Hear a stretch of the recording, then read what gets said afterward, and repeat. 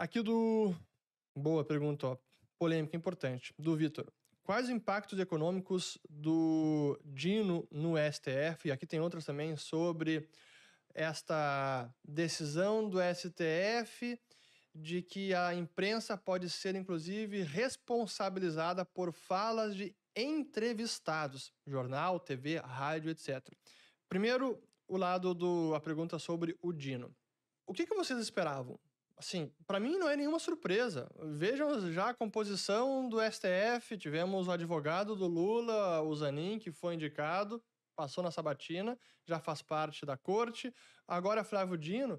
Ó, vocês já estão cansados de saber que esse é e seguirá sendo o projeto de Lula e do PT, aparelhando todas as instituições, inclusive a Suprema Corte, com gente que é aliada ao seu projeto de poder. E agora não é diferente. Ah, será que o Flávio Dino vai passar na sabatina do Senado?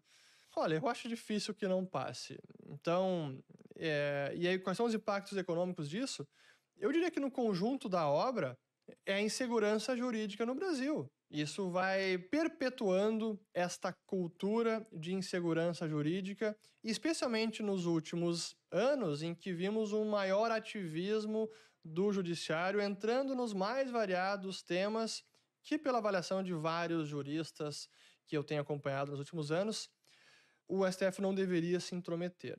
Então, é mais insegurança jurídica, não traz nenhum efeito econômico de curtíssimo prazo, mas longo prazo é a perpetuação da insegurança jurídica no Brasil, sem dúvida.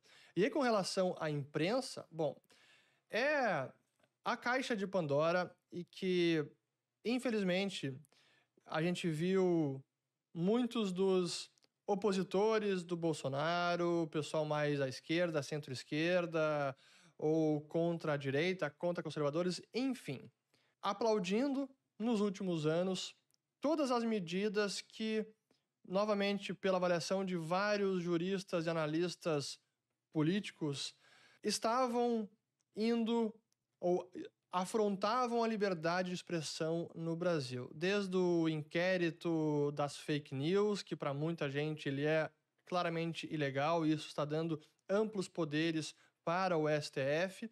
Então a gente está vendo que essas afrontas ou os excessos e esse poder cada vez maior do STF interferindo em tantos assuntos, especialmente nesses que tangem a liberdade de expressão, que era uma tendência que vinha já se desenrolando nos últimos anos e que isso, em algum momento, acabaria impactando e se voltando justamente contra aqueles que aplaudiram essas medidas, que defendiam, que incentivavam esse tipo de postura pela Suprema Corte.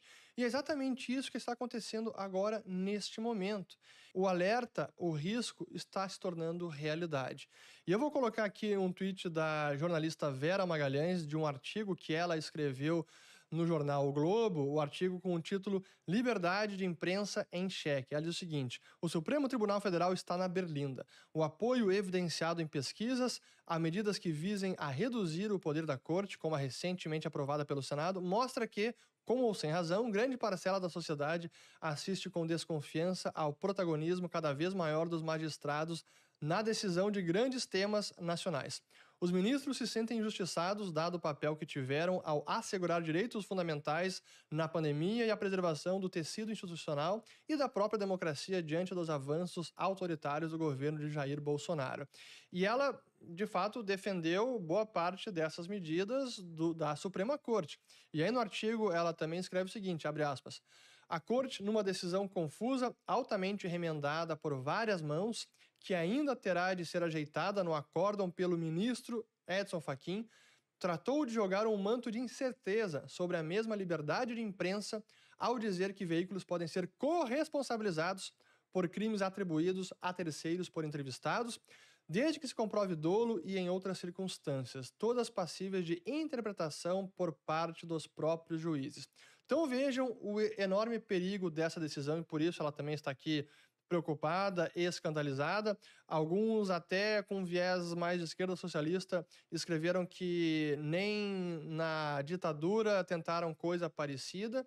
E isso, pessoas que apoiaram as medidas do STF. Então, qual é o risco? Imaginem em entrevistas ao vivo, vai entrevistar alguém da oposição, alguém mais polêmico, qualquer coisa que o entrevistado falar, e ninguém pode prever o que será falado numa entrevista ao vivo, por exemplo, vale para a TV, vale para a rádio. Aí o veículo, a empresa pode ser responsabilizada pelo que o sujeito está dizendo. Então, abre uma brecha e um espaço tão grande para interpretação e subjetividade que, no fim das contas, vai inviabilizar o livre exercício da imprensa e da liberdade de expressão. Essa é a verdade. Então, mas os alertas foram feitos por muitas pessoas. A caixa de Pandora foi aberta, agora estamos vendo isso acontecer. E esse é o risco. Então, complicado demais.